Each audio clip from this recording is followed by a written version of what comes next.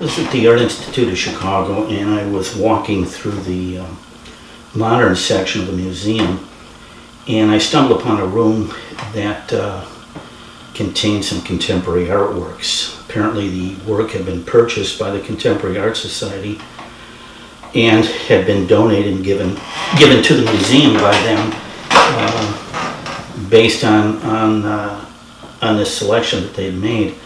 I walked in and looked down on the floor, and the first thing I spotted down there were about 6 swatches of red carpet. Bright, vivid red, held together by a grommet on each side. And then I looked to the left and noticed that there was a handkerchief.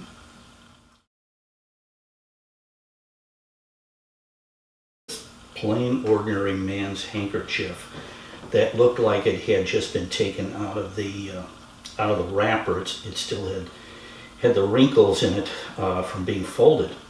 This was pinned on each corner and sat there on this huge, immense white wall about 20 feet long and about 15 feet high.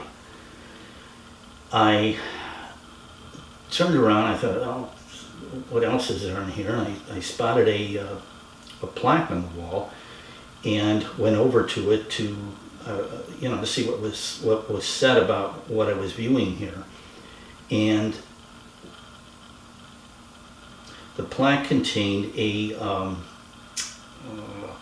several paragraphs of information that was written by a third party. Not the artist. Apparently I had the sense that the artist had nothing to do with this statement, but apparently this was all elaborated on by another individual, probably somebody from maybe another art gallery or a museum, I'm not sure which. Anyway, this is the gist of what was said, and I'm not going to read it all because it's a fairly long article of explanation, and it really needs it. Not that this does much good. It said that that the artist is playing with conventions of time and memory assumed by the standard retrospective exhibition. I asked myself, what's a standard retrospective exhibition? Is there a substandard retrospective exhibition, or is there a high standard retrospective exhibition?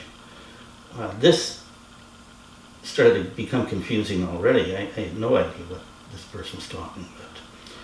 And then, rather than fetishizing the age or originality of early works by the artist, this artist has remade certain pieces and then thus appropriated themselves somehow, their younger self.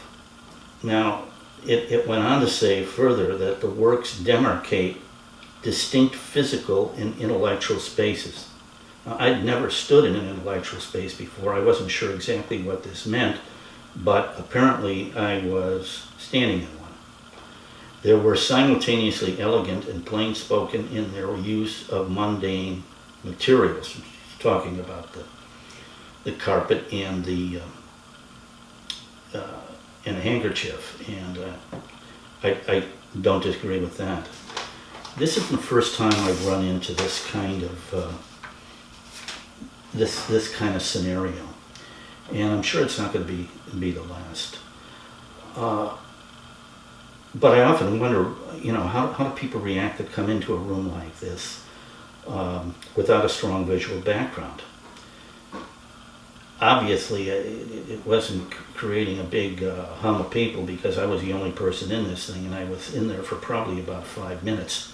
The other question I kind of pondered and asked myself was, how does a group of people come up with the notion to buy these pieces in the first place? Thinking about this, I was reminded of an experience I had some years ago.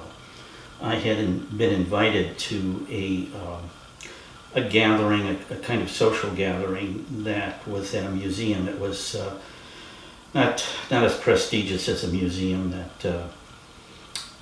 as the Art Institute of Chicago, but it was a good museum, and I had been invited because one of my pieces had been donated to the museum and was part of the celebration for new acquisitions that took place during the course of that past year.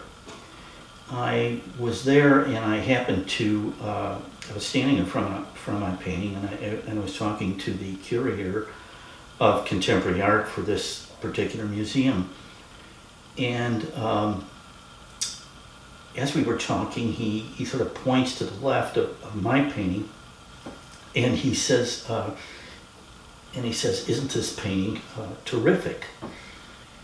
And I looked at it and didn't say anything. He said, "This painting was purchased just recently, and this person had gotten a major review, a very major review in the New York Times." And I sort of just stood there, and some bells started to go off in my head, and I thought, I wonder if this purchase had been made based on these major review in the New York Times article. I didn't say anything to him about it, but one of the things that crossed my mind was it was a person that couldn't think for themselves, possibly. This was a person that had followed sort of the dictates of what I discussed earlier, the emperor's new clothes, and in fact, I felt had maybe been branded by the Times Review article. A good number of influencers in the art world. They represent museum personnel, they represent magazines, art magazines, they represent critical reviews in major newspapers. There are a number of things that push people into that position of commenting and deciphering and making judgments about contemporary art. Contemporary art is a very difficult thing to make decisions about. It's fresh, it's new, it oftentimes rearranges the language in ways we're not used to seeing. And we can only think of people like Van Gogh, who was not given recognition in his time. We can think of Matisse, who was burned in effigy on the steps of the Art Institute of Chicago during the Armory show, I think in 1915. We can think of abstract expressionism and abstract work, which now hangs in practically every furniture store that you go into behind a couch. But there's a difference, though, between the work that I'm talking about here. The answers that were given were inside the work itself. And over time, there was a kind of unraveling of how that language had been altered by the artist. And it could be deciphered, and it worked its way into the culture. With what we've been talking about here, there is nothing to go on. But that rug, that handkerchief, and that intermediary, who do we trust that person or not? Time will out in a way, and great work will come to the top, as it always has over time. But in the meantime, learn to trust your eyes and your own feelings when you go into a situation like this. I want to thank you for your time. I hope this has offered something to you.